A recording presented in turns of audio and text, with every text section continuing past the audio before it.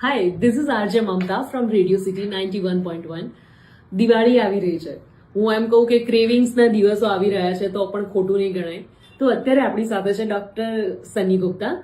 Sir, મારો first question તમારાથી એ છે કે દિવાળીમાં આપણા ઘરમાં મીઠાઈઓ બહુ આવતી હોય અને જોઈને કંટ્રોલ કરવું બહુ જ મુશ્કેલ થઈ જાય. સામે કાજુ કતરી પડી હોય એટલે આમ આપણે કહેવાય ને કે એક લીધું પછી એમ થશે કે હા બીજું જોઈએ છે, તો એના ઓપ્શનમાં આપણે શું કરી શકીએ? ખજૂર ખાઈ શકો છો, અંજીર ખાઈ શકો છો, વેરિયસ ફ્રૂટ ખાઈ શકો છો જેમાં સુક્રોઝ હોય છે, ફ્રુક્ટોઝ હોય છે.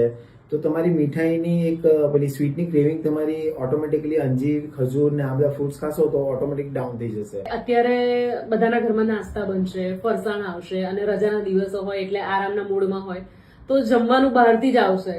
તો એનાથી કઈ રીતે બચી શકાય? લાઈક રોજ રોજ હેબિટ ના બને ને લાઈક બહારનું ખાઈને બીમાર ના પડે. થોડું વિલ પાવર સ્ટ્રોંગ રાખીને કાં તો વન્સ ઇન અ વાઇલ તમે 15 દિવસે મહિનામાં એકવાર બહારનું ખાઈ શકો છો, ઇટ્સ ઓકે. પણ તેની સામે તમારી કમ્પન્સેટ કરવાની વિલ પાવર પણ જોઈએ. જો તમે 1 કલાક રનિંગ વોકિંગ કરતો હોય ડેલી મોર્નિંગમાં અથવા યોગા કે કોઈ પણ એક્સરસાઇઝ વર્કઆઉટ કરતા હોય તો you can કમ્પન્સેટ it.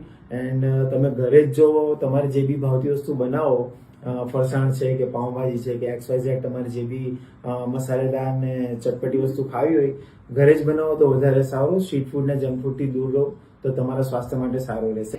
Thank you so much sir. Alright.